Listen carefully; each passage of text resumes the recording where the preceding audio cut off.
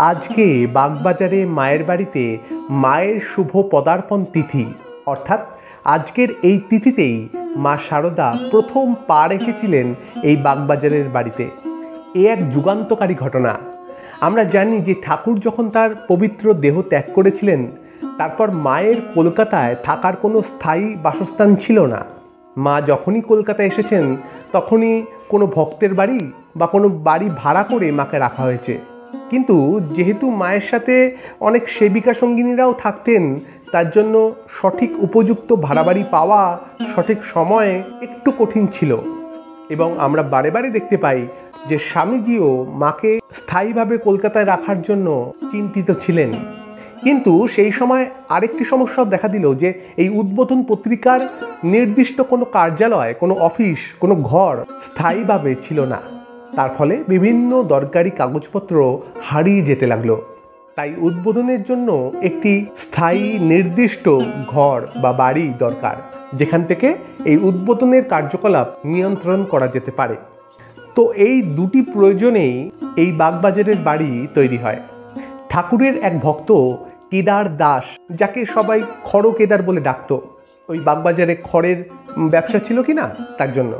তো এই কেদার দাস সেই সময় তার কেনা একটি জমি দান করলেন রামকৃষ্ণ মিশনকে, এবং সেই জমিতেই এই বাগবাজারের বর্তমান যে মায়ের বাড়ি, সেই মায়ের বাড়ি নির্মাণের কাজ শুরু হলো। স্বামী শারদানন্দজি ওইখানে 3 তলার একটি বাড়ি নির্মাণ করেন। কিন্তু অবশ্যই এই বাড়িটি নির্মাণ করা একটি খরচা সাপেক্ষ বিষয়। তো প্রথমে এই শারদানন্দজি স্বামীজির কিছু বই বিক্রি করলেন এবং সেইটি বিক্রি করে 2700 টাকা হাতে পেলেন।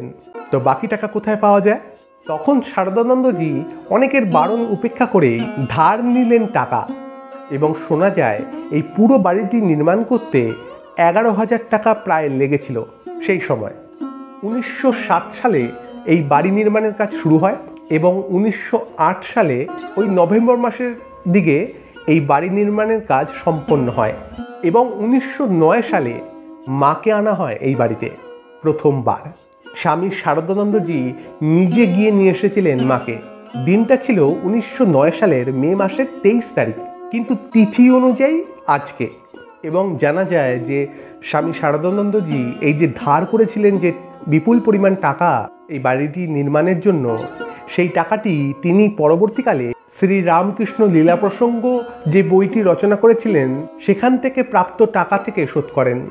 আজকের এই তিথিতে যখন মা প্রথম পদার্পণ করলেন এই বাগবাজারের বাড়িতে 1909 সাল, সেদিন এই পুরো বাড়িতে আনন্দের ঢেউ উঠল।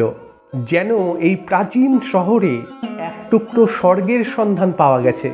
আমরা জানি এরপর থেকে এই বাড়িটি হয়ে ওঠে মায়ের একটি অন্যতম লীলাক্ষেত্র।